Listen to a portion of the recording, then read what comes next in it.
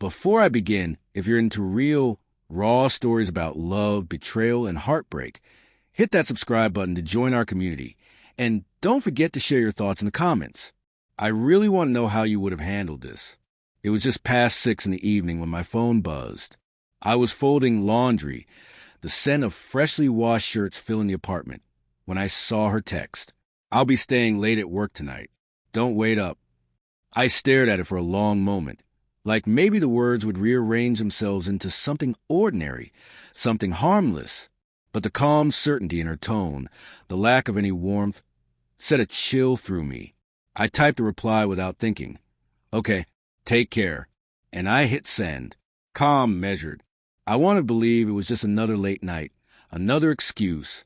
But something in the back of my mind whispered that I shouldn't. That little whisper wouldn't leave. Hours passed. I made dinner for one.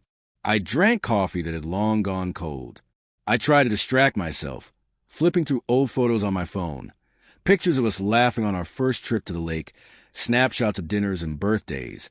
But every memory suddenly felt strange, like I was seeing her through someone else's eyes. At first, I told myself I was imagining things. Maybe it was stress at work. Maybe she genuinely was staying late. But then came the missed calls. 3 in a row. Her voice mailbox was full. And that's when the first prick of doubt became a steady ache. She always called as she was running late. Always. The next day, subtle things kept piling up. A faint smell of perfume I didn't recognize on her jacket. Her phone buzzing constantly in silent mode.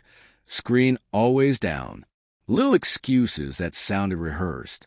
I had to stay late for the Johnson project. Oh, it was just a quick client dinner. But the tone, the way her voice dipped slightly when she thought I wasn't noticing, told a story that didn't match her words. I started questioning myself. Was I being paranoid? Was it insecurity? I replayed our conversations in my head, looking for signs I had missed. I wanted to believe in us, in the years we'd built together. But the gnawing feeling at the pit of my stomach refused to let me ignore the signs. Then, 2 nights later, it happened. She thought I was asleep.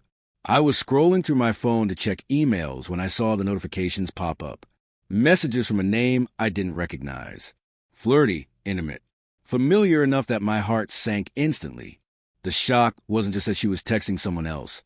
It was the way she was talking, the laughter in the messages, the way she shared things with him she once shared with me. I didn't confront her immediately. I didn't scream, didn't throw things.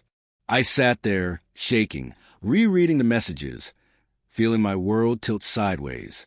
Every memory we shared, the inside jokes, the quiet nights, the mornings with coffee cups warming our hands, suddenly felt like a lie. When I finally did confront her, I didn't yell. I showed her the messages, my voice steady but low, trembling with anger and heartbreak. "Who is he?" I asked. Her face fell. There was no excuse, only a shaky, almost guilty silence.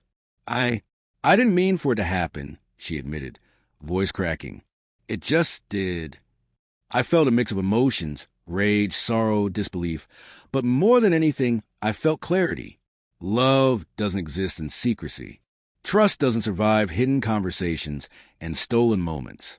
And no matter how much I wanted to forgive, I couldn't find myself bending to a love that had quietly betrayed me. The days that followed were the hardest. Packing up the life we built together. Our books, our kitchenware, the small trinkets that used to feel like pieces of home, felt like touching ghosts. Every corner of our apartment whispered her absence and her betrayal. I remembered the way she laughed with me, the way she brushed my hair back from my forehead, the way she gripped my hand in crowded streets. And yet, all of it was gone, not because it never existed, but because it had been tainted. I didn't hate her. I didn't even want revenge. I just wanted myself back. I wanted to remember who I was before the lies, before the subtle erosion of trust that had become a quiet storm I ignored for too long.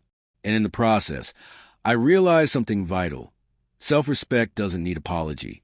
Closure doesn't always come from a conversation. Sometimes it comes from leaving, from walking away when everything you thought was safe is no longer real. On the morning she moved out, I stood by the window with coffee in my hands. The city moved around me in different, and vast. I let the grief hit me in waves. But beneath it was a strange calm, a knowledge that the life ahead, though uncertain, was mine to rebuild. And for the first time in weeks, I felt a flicker of peace. I deleted her number. I deleted the messages. I deleted the hope that had kept me awake in the small hours. And I started again, not with bitterness, but with quiet strength. Life moves forward, even when the people we loved most do not. If you've ever been through betrayal, heartbreak, or loss of trust, I want to hear your story. Drop a comment below. I read every single one. And share how you rebuilt yourself piece by piece. And don't forget to subscribe for more stories like this, where love, loss, and resilience collide in ways that feel painfully real.